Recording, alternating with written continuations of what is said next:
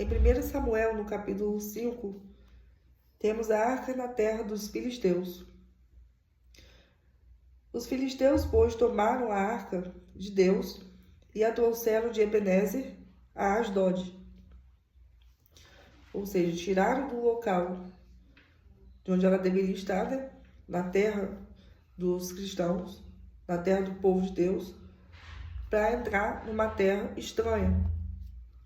Aí no versículo 2, tomaram os filisteus a arca de Deus e a colocaram na casa de Dagom, e a puseram junto a Dagom. Esse Dagom era o deus deles, era um deus de escultura, né? De pedra, como a gente diz, que não era um deus vivo. Então tomaram os filisteus a arca de Deus, ou seja, um objeto consagrado a Deus, um objeto santo, colocaram na casa de um Deus para ficar junto. Isso já é uma afronta a Deus, o Deus vivo, né? Já é uma afronta ficar um objeto consagrado a Deus, que é santo, do lado de um objeto consagrado a Satanás, porque não tem nada a ver com um Deus vivo. Tudo para enganar as pessoas, né? Um Deus de pedra, um Deus de barro. É uma imagem de escultura ali, esse Deus Dagom. E era costume, né, na época, o exército vencedor levar os deuses do exército que foi derrotado. Então, por exemplo, se eles derrotaram os cristãos, derrotaram o povo de Israel na época, eles então pegavam algum objeto deles, né, que representava o Deus deles, do exército que perdeu, para levar junto com eles, para colocar lá onde eles quisessem, como sinônimo de troféu, né, que eles conseguiram arrancar do povo que foi derrotado. E aí colocava no templo dos seus próprios deuses. Então a imagem desse falso deus Dagom acabou sendo encontrada prostrado diante da Arca da Aliança, o que provou para eles que o Deus que, né, estava sendo representado através da arca é um Deus vivo, o mesmo Deus daquela época que é o de hoje. E no versículo 3, levantando-se, porém, de madrugada, no dia seguinte, os de Asdod, dessa terra, esse povo que venceu o de Ebenezer, eis que Dagom, o Deus deles, estava caído com o rosto em terra, diante da arca do Senhor. E tomaram a Dagom e tornaram a pô-lo no seu lugar. Então eles colocaram de volta o Deus lá. Que estranho, está caído aqui por quê? Colocou de volta no lugar. Aí levantou-se de madrugada novamente, no dia seguinte, pela manhã, e eis que Dagom jazia caído, com o rosto em terra, diante da arca do Senhor, e a cabeça de Dagom e ambas as palmas das suas mãos estavam cortadas sobre o limiar. Então ali provando mais uma vez que aquilo que foi consagrado a Deus, um objeto santo, em lugar errado, se torna uma maldição. Então, é assim, o que o Espírito Santo estava falando comigo através dessa palavra foi o seguinte, que isso se remete à nossa vida. Quando a nossa vida é consagrada a Deus, quem ousa tocar em nós com magia negra, com macumbarias, com falsas testemunhas, falsas, sabe, com toda sorte como fala, de calúnias, essas pessoas estão acarretando maldição para a vida delas. Porque aquele que toca no ungido de Deus, somos nós instrumentos de Deus consagrados a Deus, estão mexendo com o próprio Deus. Então essas pessoas, elas não entendem porque elas estão fechadas, tomadas pelo ego delas, pelo Deus que elas servem, que elas esquecem do que é santo, do que é sagrado, não vai ter consideração nenhuma ao Deus vivo, ao Senhor Jesus, não vai. E aí elas acham que assim, vou derrotar aquela pessoa ali. Sente raiva do nada daquela pessoa, sente raiva da luz que aquela pessoa carrega, que é a luz de Deus, e se acha no direito de lutar contra aquela pessoa, né? Entulhar os poços, vamos dizer assim, de querer passar por cima do caminho da pessoa, de querer zombar, de querer humilhar a pessoa que é de Deus. Aí o inimigo, o próprio diabo, vai usando aquela pessoa e a pessoa está cega e vai fazendo toda a vontade de Satanás. E vai humilhando, e vai fazendo tudo de ruim com a pessoa. E não sabendo ela, que ela tá acarretando maldições pra vida dela. E vai fazendo por anos. Muitas vezes a pessoa, ela tem uma inveja tão cruel de uma outra pessoa, que é fiel a Deus, e fica anos lutando contra. Anos mandando macumba, fazendo, né, atrocidades com o nome daquela pessoa. E não sabe que vem a justiça de Deus, que quando a ira de Deus desce para justificar, né, para mostrar que ele é justo verdadeiramente, que tudo aquilo que falaram contra o servo de Deus era mentira, aquela pessoa pode ficar no leito, em cima de uma cama, prostrada, pode ficar sem andar, porque ela está tocando no que é de Deus. Então, cuidado com aquilo que você fala do seu irmão. Cuidado com as falsas testemunhas, com as calúnias, com as coisas que você fala com raiva dos outros, porque só de você estar com raiva de uma pessoa, isso já mostra que é o próprio diabo que está atuando na sua vida. Começa por aí. Porque ter raiva de uma pessoa, você ter raiva de uma pessoa, isso já mostra que você não tem o Espírito Santo. Porque você guarda ódio dentro de você, você guarda mágoa dentro de você. Como que o Espírito Santo vai habitar num corpo magoado, um corpo que está cheio de tristeza, de pensamentos, entendeu? Maledicentes contra o próximo? E isso, Deus não quer isso pra gente, não. Isso trava o caminho da pessoa. A pessoa que deseja mal pro próximo está se travando. Ela vai ficando emperrada, vai ficando enguiçada. Igual um carro enguiçado. Fica parado num canto. Não prospera, não vai ter nada na vida. Porque só quer invejar o outro. Isso tudo é dom do diabo. O próprio diabo bota o dom na pessoa de ter raiva do outro e bota a macumbaria na cabeça. Macumba não é só pegar objetos para consagrar os deuses, os malditos, não. Macumba é na mente também. É olho grande. É ficar desejando o que o outro tem. A intenção do coração já é uma forma de fazer macumba. Então depende do que está no seu coração. Então essa palavra vai falar fortemente com você, porque a palavra de Deus, ela revela as intenções dos nossos corações. Então quando eu pedi a Deus para Ele me batizar com o Espírito Santo, eu pedi para Ele mostrar tudo que tinha no meu coração. Para Ele revelar, porque a palavra dele não deixa nada oculto. Tudo que tiver escondido dentro de você é coisa que você nem sabe. Coisa das suas gerações passadas. Maldição de família.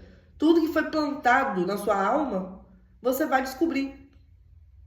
Então, antes da gente julgar o próximo, antes da gente apontar o dedo para o outro, a gente tem que orar e pedir a Deus para mostrar o que está dentro do nosso coração.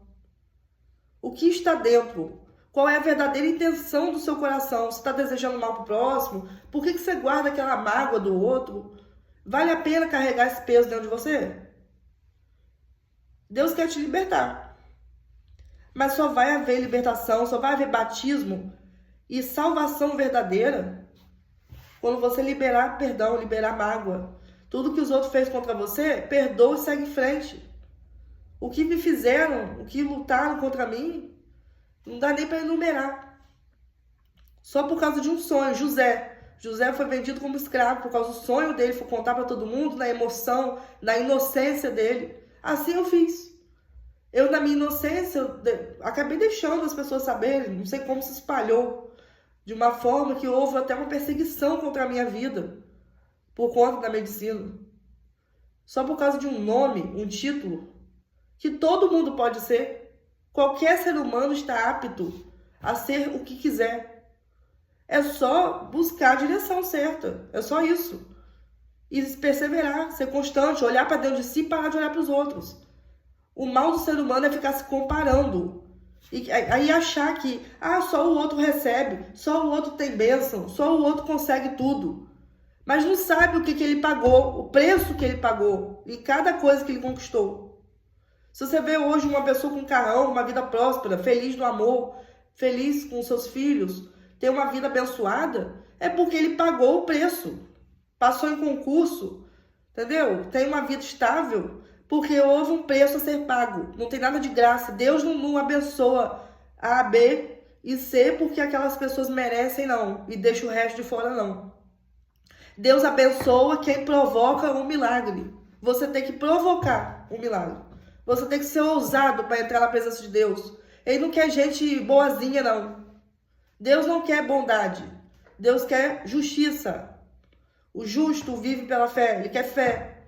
Para agradar a Deus, para você chamar a atenção dele. Fé. E qual o primeiro passo de fé que você dá? Entregar suas vontades.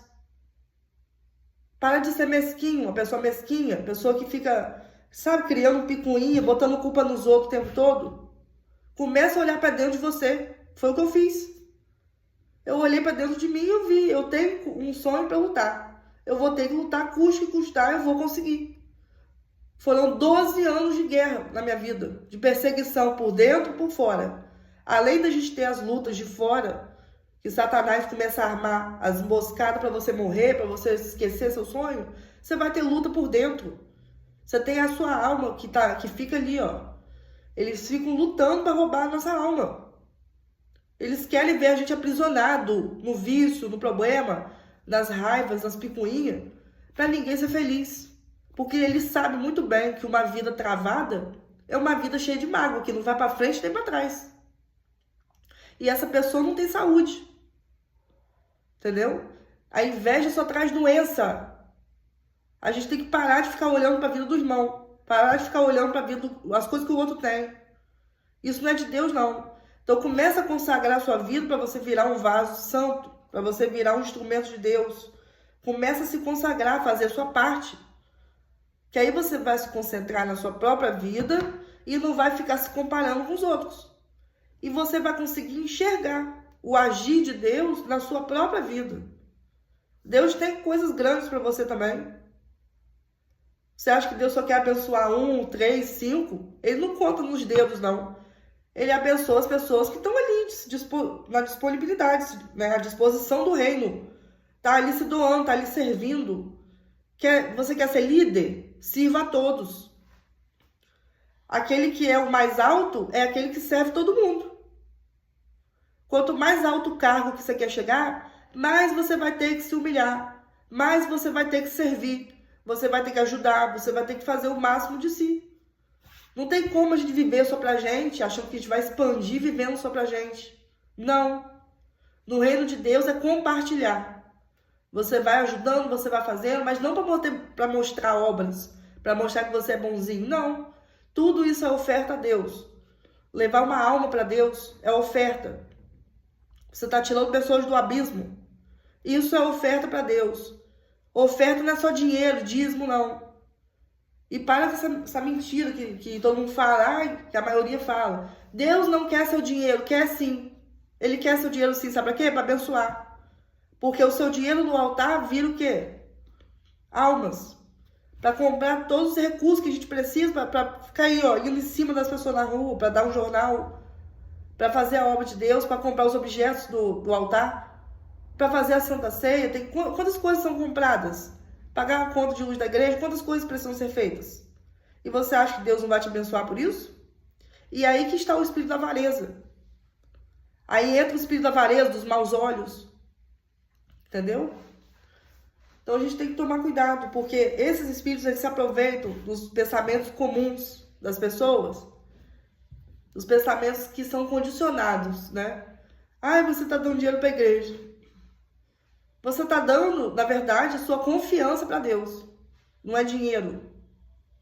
Porque tudo volta em dobro para a sua vida, volta em triplo. Através de saúde, de força, de paz, de disposição. Tudo vai se aumentando na sua vida, vai se multiplicando. Porque com Deus é um rio, é mar, é tudo. Ele é abundante. Ele não quer a sua vida miserável, não. Parada, só num cantinho, só aqui, só ali. Ele quer que você expanda. Assim como ele fez com Abraão. Ele fez Abraão sair da terra dele, do local onde estava acostumado com a família dele, e levou ele para as nações. Começou a botar ele para andar. Vamos andar, vai para a terra onde eu vou te mostrar. E ele não tinha nada. E ele foi indo, foi fluindo, sabe? Ele foi obedecendo, fluindo, andando de fé em fé. Então a gente precisa aprender a andar de fé em fé. E como que a gente aprende isso? Meditando na palavra todo dia, devagarzinho, de manhã, de tarde, de noite, sei lá, a hora que você quiser, fazendo jejum, fazendo oração, porque você jejuando, você fortalece seu espírito. E aí você consegue ir contra o pecado, a tentação que vem para querer tirar você do foco. Então o pecado, ele é tudo para travar a nossa vida. Deus quer que você fique cada hora com um. Você acha que Deus acha isso bonito?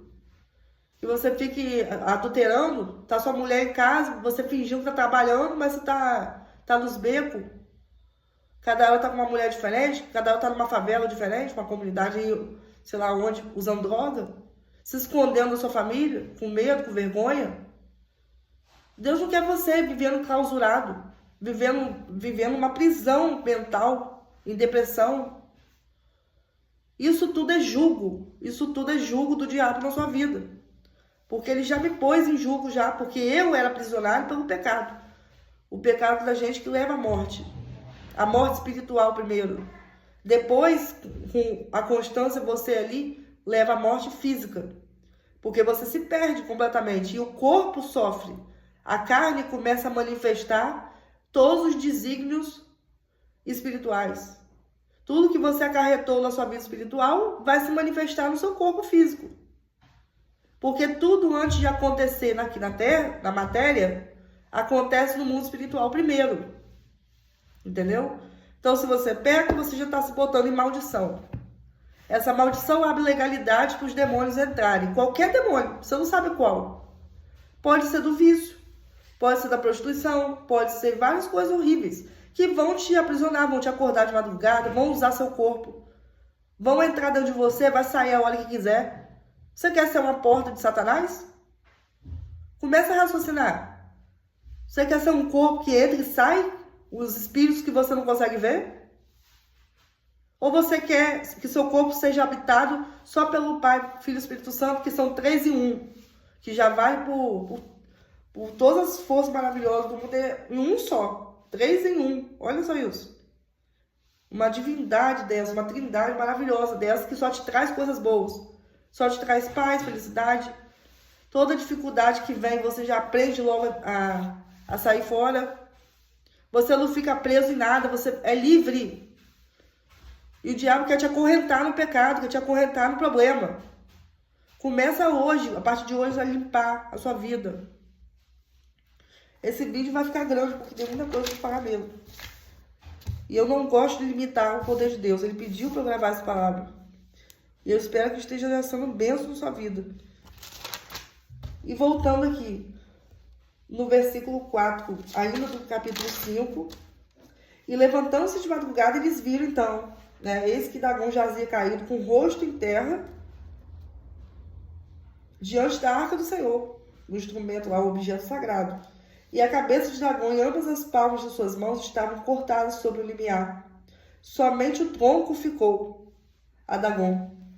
Aí você acha que Deus está querendo fazer isso só para poder... Porque ele gosta de ferir, de ferir as pessoas, de mostrar, assim, é um Deus carrasco? Não. Aquele objeto foi consagrado a Deus, estava no lugar errado. Então é assim, é uma pessoa que ela foi consagrada a Deus e colocam ela, por exemplo, num terreiro. Ela vai virar maldição para aquele povo. Assim, Jonas saiu do propósito de Deus. Ele era para ir para Nínive, né? Era para ir para um lugar, foi para outro, desviou, com medo, não sei o que aconteceu com ele, fugiu, estava tentando fugir. Todos nós já passamos por uma fase Jonas já. Eu, por exemplo, várias vezes. Eu já fui Jonas várias vezes, eu tentava fugir do meu chamado. Eu tinha medo, eu tinha vergonha. Então, o que acontece? O espírito de Jonas é a mesma coisa. Jonas já era escolhido, já era consagrado, já era ungido para fazer um propósito de Deus. Foi para o lugar errado. Naquele lugar ele se tornou maldição para aquelas pessoas. Porque ele já carregava, a marca de Deus. Assim a Arca da Aliança. Representa o quê? Representa o próprio Deus vivo. Tudo que representa o Deus vivo vai se tornar maldição se estiver em local estranho. Local que não é típico de estar. No versículo 6, porém a mão do Senhor se agravou sobre os de Asdod, o povo desse lugar, e os assolou, porque não estavam tendo consideração. Na verdade, eles nem sabiam, que havia uma ordem de Deus sobre essa arca, que Deus havia determinado que ninguém olhasse ou tocasse nos objetos santificados do tabernáculo. Já havia uma ordem. Então esse povo que servia a deuses estranhos, como que eles iam saber também disso? Então muitos morreram. Então já morreram e já estavam se condenando à morte só em ter pegado esse objeto. Eles estavam levando um troféu, se achando que derrotou o exército lá de Deus, do povo santo, e acabaram, na verdade, programando a morte deles. E aí, vendo, então, os homens de Asdod que assim foi, disseram: não fique conosco a arca do Deus de Israel. Tipo assim, tira isso daqui logo, pois a sua mão é dura sobre nós e sobre Dagon, nosso Deus, que era o Deus deles. E aí no 8, que faremos nós da arca do Deus de Israel? Como vamos fazer para tirar isso daqui? Eles estavam já com medo, estavam matando muita gente, porque o povo queria olhar e não podia. Só um sumo sacerdote totalmente santificado a Deus podia, assim, chegar ali na tampa, com toda a reverência, com todo o respeito, porque tudo que é de Deus a gente não pode tocar. Assim é o dízimo. O dízimo também é bíblico e está escrito lá, 10% é o quê? É de Deus. Se você não dá, você está roubando a Deus. Você está roubando ao próprio Deus. Porque você já mostra falta de confiança, você já mostra que você não acredita na palavra dele, que isso é balela, você já está mostrando que você é rebelde. Quando você não devolve o que é de Deus, você está sendo totalmente omisso. Você está sendo uma pessoa sem consideração nenhuma ao que Deus fez pela sua vida. Te livrou e ainda continua livrando várias vezes sem a gente merecer, tá? Então não toque naquilo que é de Deus. Não toque. Tenha reverência. Tenha reverência com a palavra de Deus. A palavra de Deus é perigosa também. É perigosa porque ela é como uma espada. Ela penetra no bem profundo, divide a alma do espírito. Medula das juntas. Então, se você desobedece, tudo isso aqui vem a maldição. Então, ou você vai acertar ou você vai errar. Mas aí Deus, ele é misericordioso, não é um Deus carrasco. Porque quando a gente está aprendendo, tá crescendo aos poucos, está aprendendo, assim, está iniciando na fé, a gente erra muito. A gente faz as coisas do nosso jeito, a gente acaba não tendo toda essa reverência que ele merece. Antes de ser o Todo-Poderoso, ele quer, na verdade, ser amigo nosso. Ele não quer só ser um Deus de longe, sabe? Que você fique adorando ele de longe com medo. Não, ele quer andar com você, quer habitar dentro de você, através do Espírito Santo. Por isso que vocês vão entender a palavra de hoje lá na frente, do propósito, que vai casar com essa aqui que ele me revelou ontem. Então, assim, juntou tudo, mas tudo no mesmo propósito aqui. E aí o que aconteceu? Eles ficaram, para resumir a história, eles ficaram passando essa arca de lugar em lugar. Tudo lugares que já tinham outros deuses. Né? Porque os filisteus, eles dominaram várias cidades, né? Se eu não me engano, foram 5 cidades aí de Israel. Eles dominaram, não, o povo inimigo dominou.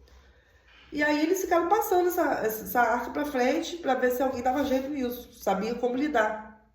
Até que ela chegou lá em Kiriat Jearim. Lá no capítulo 7 vocês vão ver. Que eles ficavam assim, o que a gente vai fazer com essa arca? Porque enquanto essa arca estava passando essas terras, né, com o povo inimigo do povo cristão, o Deus, ele acabava que... Não era que Deus, ele mandava praga, coisa assim. Não era o próprio Deus, é porque já estava consagrado o objeto já. Então, se tivesse um local estranho, ia acarretar maldição. Então, o povo começou a ser ferido com muitas doenças. Eles foram cheios de hemorroidas pelas partes íntimas do corpo todo. Tinha praga para tudo quanto é lado. Eles não tinham paz nenhuma. E até no versículo 9 do capítulo 5, vocês podem ver, ó. E tinham hemorroidas nas partes íntimas. Olha o que acontece com o povo inimigo, hein? Aquele que ousa tocar no povo de Deus. Deus fere. Fere porque a palavra dele pode voltar atrás. Não fere de ódio. Na verdade é porque a palavra ou ela vai ser bênção ou vai ser maldição. Depende da intenção da pessoa. Então depende da escolha que você faz. Então, quer tocar nas coisas de Deus? Você está acarretando o que para você? Maldição. Você dá lugar para o diabo tocar na sua saúde. Vai lá, te bota um câncer, tumor, hemorroidas. Pode botar o que for. Coceira, uma coceira que você não consegue sarar. Então, muitas coisas de doenças que a pessoa tem no corpo pode vir de pecados. Pode vir por causa de pecados, por causa de maldições hereditárias que a pessoa não curou, não se libertou, por causa de mágoa. O câncer, muitas vezes, ele pode vir por causa da vida emocional. Se a vida sentimental da pessoa está travada, está cheia de demônios, o que acontece? Se manifesta em doença. O diabo adora colocar doença na pessoa. Ele adora. Coisa que ele mais ama é doença, porque ele bota a pessoa prostrada assim na cama. Aí aquela pessoa vai fazer o quê? Ela vai servir a Deus? Ela vai ter boas palavras para passar? Ela vai ser feliz? Não, só vai viver reclamando, só vai viver se prendendo, aprisionando os outros, só vai viver gerando problema para todo mundo. Então a pessoa passa a não ter paz. Quem serve a Satanás é assim. Aí fala assim, mas eu não sirvo ao diabo, eu nem acredito que ele existe. É aí que você está servindo mais ainda. Se você acredita que ele não existe, saiba que ele já dominou sua cabeça há muito tempo. E está amassando seu coração, pisando na sua cabeça. Ele pega, entra e sai do seu corpo toda hora. Ele passa com espada, com faca dentro do seu ouvido. Ele passa com objetos, com cobra. Tem espíritos que são formatos de cobra. Piton. Tem espírito que é chamado da classe, assim como no reino de Deus, a gente tem espíritos de várias, de várias linhagens. Existem gêneros, tem querubim, tem anjo, tem vários tipos de anjo. Tem anjo que tem querubim, por exemplo, tem um monte de olhos. Tem criaturas estranhas, mas que são tudo consagradas a Deus, são de Deus. E no reino do demônio, do Satanás, é a mesma coisa. Tem várias classes de demônio, do mais fraco ao mais forte. Os mais fortes são quais? Principados e potestades. E quais são os mais fracos? Aí vem os demônios da classe de Piton, cobra. O demônio cobra, o que eles fazem? O que eles mais gostam de entrar na prostituição. Piton, ele vai agir de maneira, junto com sucubos e incubos. Íncubos, sucubos, sei lá como é que fala. Mas são os demônios da área sexual. Eles querem aprisionar as pessoas, eles molestam o corpo do ser humano na madrugada. Você já pode ter percebido isso, paralisia do sono. A paralisia do sono não é doença, é uma possessão. O espírito, ele entra no corpo da pessoa de madrugada. É sempre de madrugada. Na maioria das vezes, né? Raro o caso, assim, de ser de manhã, de ser de tarde. A não ser se a pessoa estiver se masturbando. Porque isso é uma afronta a Deus. Se você faz esse tipo de prática, comece a parar desde já. Estou falando pro seu bem porque esses demônios se apossam do corpo da pessoa. Vai fazendo o que quer. Até a pessoa virar um prostituto, uma prostituta. Pode não estar vendendo o corpo, mas já está em prostituição a partir do momento que você faz sexo fora do casamento. Já está cheio de demônios no corpo. E na sua vida inteira. Eles começam a entrar e sair aonde eles querem. Entra nos seus rins, entra no seu coração, entra na cabeça. Eles jogam flechas em cima da pessoa e entra na pessoa. Se a gente pudesse ver de verdade como funciona o mundo espiritual, a gente morreria, a gente caía duro no chão. Porque é flecha toda hora sendo jogada em cima da gente. Eles odeiam o ser humano. A gente precisa entender isso. Eles nos odeiam.